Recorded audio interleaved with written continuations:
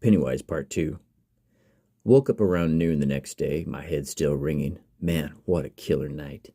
I left Dave's house around 12:30 and went to go pick up Rainey from work to take her to lunch. During lunch, she kept telling me, "You better go meet Pennywise. You better go." I was like, yeah, I should, but I don't feel like dealing with all the crowds.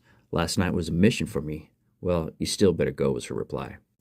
I dropped her off around 1:30 or so and went back to Dave's to see what was up. I got there and realized I forgot to call first. Well, what the heck. I was already there. I knocked a few times and there was no answer, so I left. I decided to go try to find my vinyl in my storage unit. After digging through 5 or 6 boxes, I found the box with my albums in them. On the bottom of the pile, figures. So now I have my Pennywise records, nowhere else to be, and Pennywise waiting at Wax Tracks at 3 o'clock. The only logical thing to do was to go, and still something inside me said, oh man, there's going to be people everywhere. We're going to have to deal with all that stuff.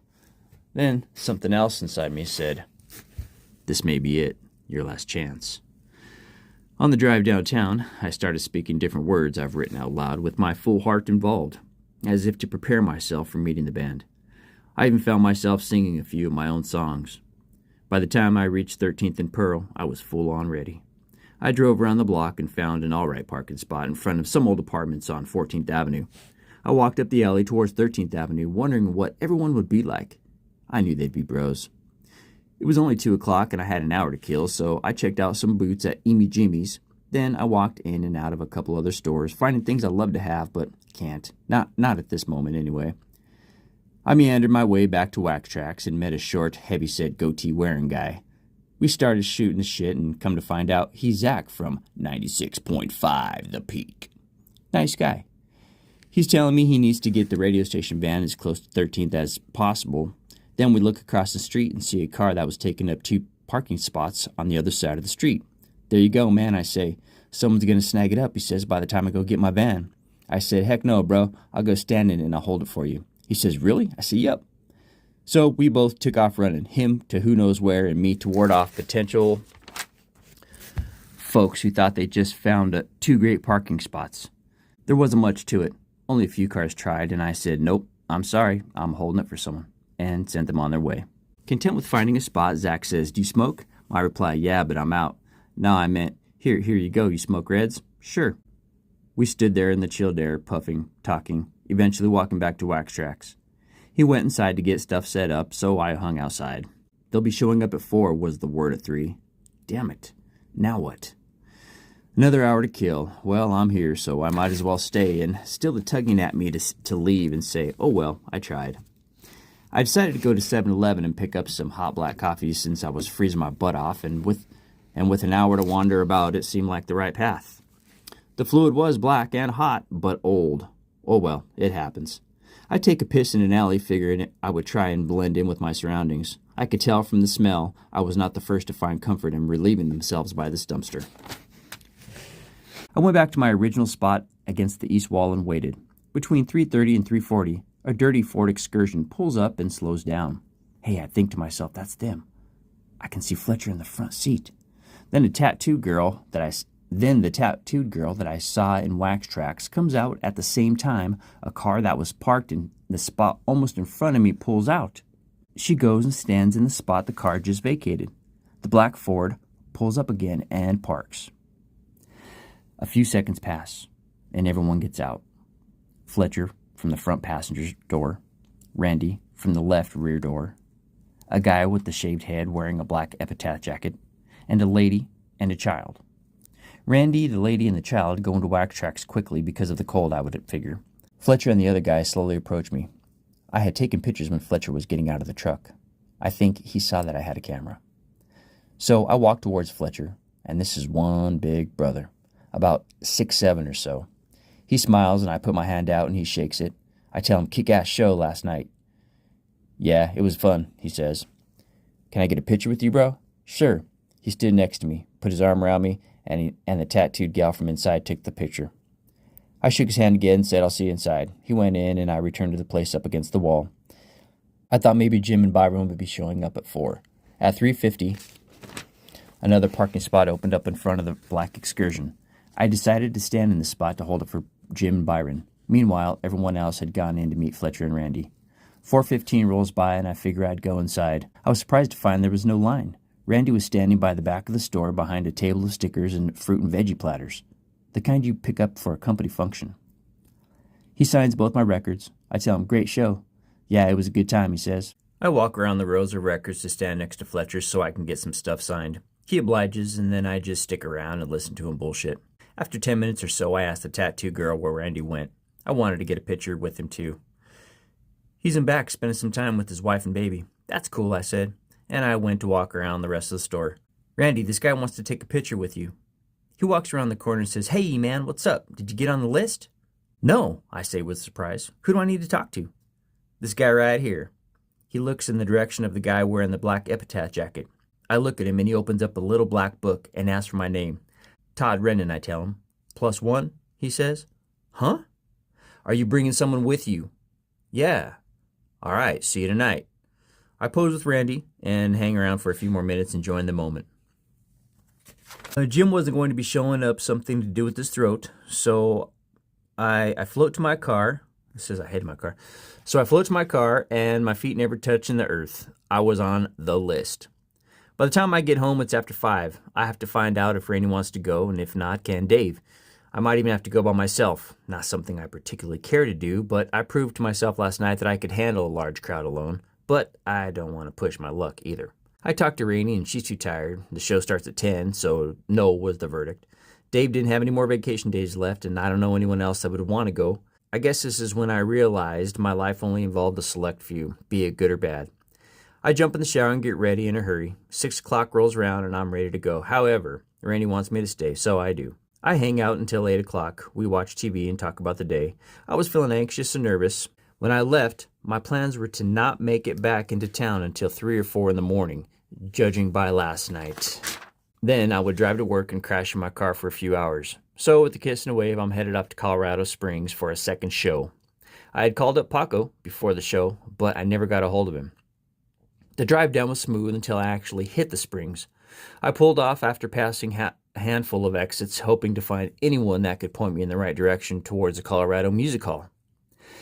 Fate was flowing with me when I found a cashier at a gas station who said, "Yeah, I know where that's at," and he told me.